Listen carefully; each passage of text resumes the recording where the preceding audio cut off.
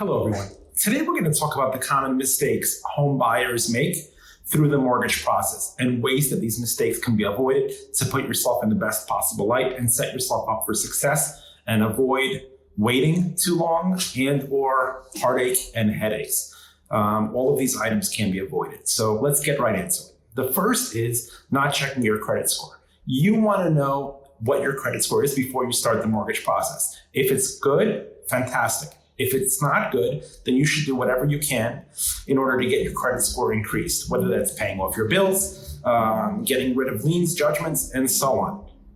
Now, credit card companies, lending institutions, most checking savings accounts all come with a free way to check your credit score. Sign up for it, follow it monthly, and do what you can to get your credit score into the higher figures.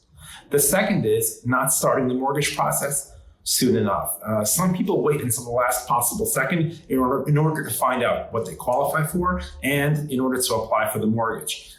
These days, you can apply with a mortgage bank and get a commitment that is subject to a title search and subject to an appraisal. So once your credit's in line, the best advice that I can give you, instead of going for a pre-approval letter, is apply with the lending institution for an actual commitment. This way, you'll know exactly what you're approved for, and you can actually waive your mortgage contingency as part of the buying process. The third thing is opening or closing lines of credit or credit accounts. Believe it or not, this can affect your credit score by lowering your credit score. And if you open up a new account, it can lower your debt. It can lower your chances of getting approved by raising your debt to income. So what you want to do is you don't want to rock the boat once you're applying for a mortgage. The best thing you can do is don't apply for anything new and wait until the home buying process is complete and you close on your actual home loan.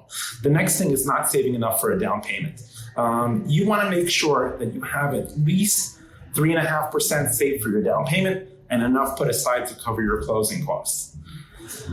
You want to have all of your ducks lined up before you start the mortgage process. The last thing you want to do is start scrambling for your down payment or gifts once you find the house of your dreams. The next item is focusing too much on the interest rate. Yes, an interest rate is important in the home buying process, but interest rates are just like gas prices. If you look from gas station to gas station, everybody's usually a few pennies apart. It's rare that there's an outlier, that somebody is significantly higher or significantly lower.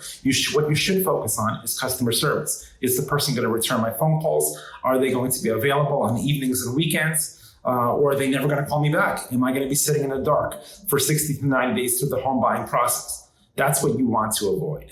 Yes, the interest rate is important, but again, there are way more things that are more important than the interest rate in the home buying process. The next thing is buying more of a home than is necessary.